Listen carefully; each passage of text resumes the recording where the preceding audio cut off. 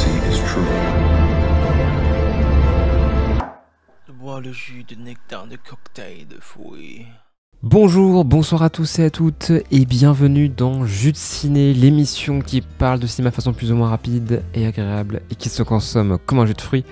On se retrouve aujourd'hui pour le 49e numéro de l'émission qui sera consacré au mois de mai et juin 2025. Et donc, qu'est-ce que j'ai vu de bien beau récemment? Eh bien, voyons ça. Destination finale, un concept génial pour un film assez ludique et agréable à suivre.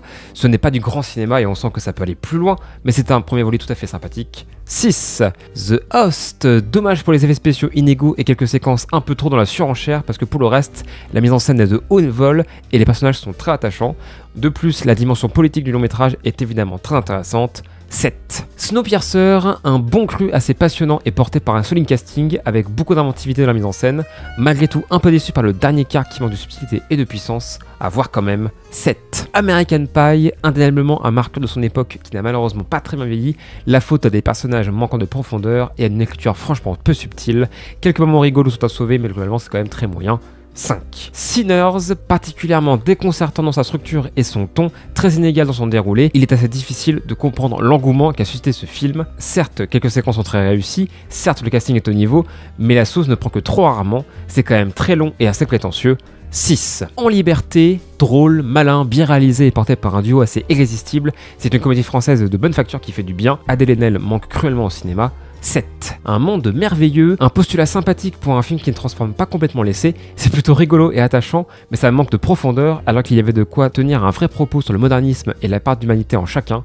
Peut mieux faire. 6. Les Maudites, une vraie surprise assez flippante et bien construite portée par un très bon casting, c'est malin en plus d'avoir un propos moderne et intelligent, un des films de l'année. 7. Paranormal Activity 4, indéniablement le plus faible des 4 premiers opus, assez avare en nouvelles idées et franchement peu passionnant, reste un climax assez réussi mais qui se fait pas mal attendre. 5. Mission Impossible, ce Final Reckoning, beaucoup trop long et souvent maladroit, ce 8ème opus est sauvé par ces deux grosses séquences d'action effectivement impressionnantes, mais la saga commence sérieusement à s'essouffler et Tom Cruise ne fait plus vraiment rêver. Les personnages secondaires sont devenus des faire-valoir et les tentatives pour lier les différents opus sont bien trop artificielles. Ça passe encore pour cette fois mais il serait peut-être temps d'arrêter là. 6. L'accusé, un thriller assez captivant et agréable à suivre, mais qui s'enfonce dans le twist facile dans sa dernière partie au point de briser sa propre cohérence. Typiquement le genre de film qui doit bien souffrir d'un revisionnage, car l'ensemble manque cruellement de cinéma. 6. Kaim, sa durée réduite peut légitimement frustrer, car le film n'aura que peu de clés de compréhension, mais ce moyen métrage est absolument saisissant, bien aidé par une mise en scène chirurgicale et envoûtante. Et quel final. 7. Darkwater, un classique du cinéma d'horreur japonais assez captivant et bien réalisé, doté d'un scénario malin et étonnamment émouvant, un bon cru. 7. Beetlejuice, une suite qui manque de nouvelles idées et d'un scénario consistant. L'ensemble n'est pas forcément désagréable, mais l'utilité de l'ensemble est bien difficile à justifier, tout simplement moyen. 5. A Normal Family, ce long métrage sud-coréen est assez intéressant dans son discours sur les dilemmes moraux et l'éthique, mais l'ensemble manque de souffle et ses personnages manquent de profondeur. Quelques fulgurances ça et là justifient le visionnage, mais le film aurait tellement pu être plus impactant et marquant. 6. Elio, un Pixar mineur tout mignon mais aussi trop inoffensif pour vraiment marquer. Malheureusement, le film n'est pas assez drôle et pas assez émouvant, mais a au moins le mérite d'être un projet original à l'univers assez intéressant. 6. Ma vie de courgette, un poil imparfait et trop court, mais indéniablement puissant et très émouvant.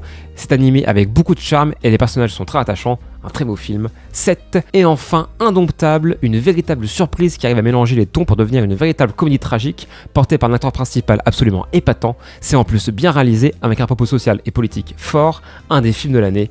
7. Voilà pour ce jeu de ciné, j'espère qu'il vous aura plu et intéressé. On se retrouve la prochaine fois et surtout n'oubliez pas, allez voir des films et boycotter ces remakes live action de merde absolument honteux. Merci. A plus, ciao.